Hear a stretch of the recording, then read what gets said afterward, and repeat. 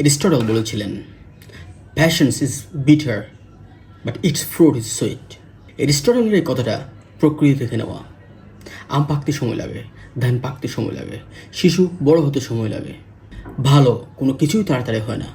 কিন্তু আমরা বাস করি ইনস্ট্যান্ট গ্রাটিফিকেশনের যুগে। এক ক্লিকেই পণ্য, এক সেকেন্ডে তথ্য, আর 1 মিনিটে বিনোদন। আমাদের ধৈর্য দিন দিন কমছে।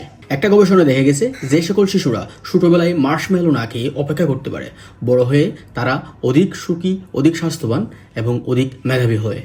এটাকে বলা হয় স্ট্যানফোর্ডের মার্শমেলো এক্সপেরিমেন্ট।